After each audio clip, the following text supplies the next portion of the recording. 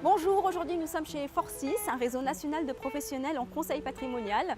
Ils promettent une sélection rigoureuse et des actifs tangibles. Forcis a été élu 49e entreprise ayant connu la plus forte croissance entre 2012 et 2015. 4e dans sa catégorie banque, assurance, finance. Forcément, en souhaitant savoir plus, rencontre.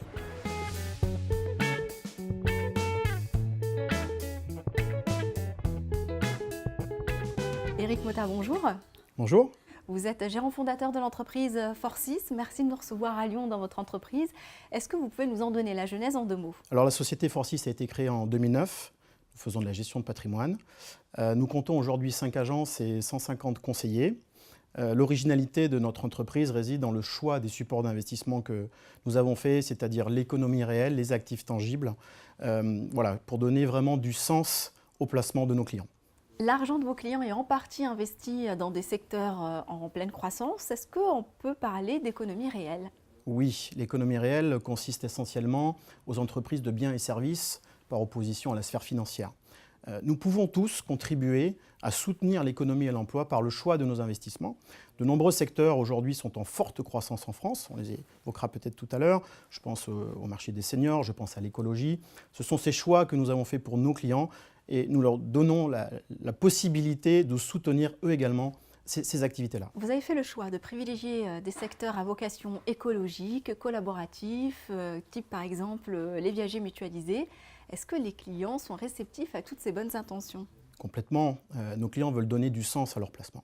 Si on prend le cas de l'écologie en particulier, qu'il s'agisse de centrales photovoltaïques ou éoliennes, eh bien on a réellement besoin de les construire. On voit ce qui se passe au niveau du climat. Il faut être contributeur avec ces placements.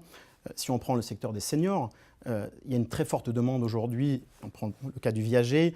Les personnes vont bénéficier d'un bouquet qui va leur permettre d'équiper leur logement et donc de vieillir chez eux et de repousser la dépendance, mais également une rente qui est un revenu complémentaire pour leur retraite et donc d'avoir des services à la personne. Donc tous ces investissements ont vraiment du sens également pour l'économie et l'emploi, comme je disais tout à l'heure. Face aux lourdeurs bureaucratiques, vous avez fait le choix de la dématérialisation. Comment s'est opérée la digitalisation au sein de votre structure? Est-ce que ça n'a pas été trop compliqué à mettre en place? C'est un pari que nous avons fait depuis notre création, depuis le tout départ. Nous avons donné la primeur aux technologies Internet et à la dématérialisation. Il s'avère que de par la réglementation, nous collectons de plus en plus d'informations sur nos clients, qu'il s'agisse de leur profil patrimonial, de leurs objectifs ou encore de leur aversion au risque. Et les contrats sont de plus en plus lourds pour tenir compte des contraintes réglementaires. Donc pour nous, c'est une culture d'entreprise, nous faisons depuis le départ, parce que notre métier reste le conseil, et moins de temps sur les contrats veut dire plus de temps d'accompagnement avec nos clients. Vos perspectives à court et moyen terme? La croissance économique semble de retour et les dernières réformes gouvernementales vont dans le sens d'un soutien de l'investissement pour les PME. De par nos valeurs et notre positionnement sur le marché, nous comptons être un acteur majeur de la gestion de patrimoine dans les 3 prochaines années. Merci beaucoup Éric Motta pour votre intervention. Merci à vous.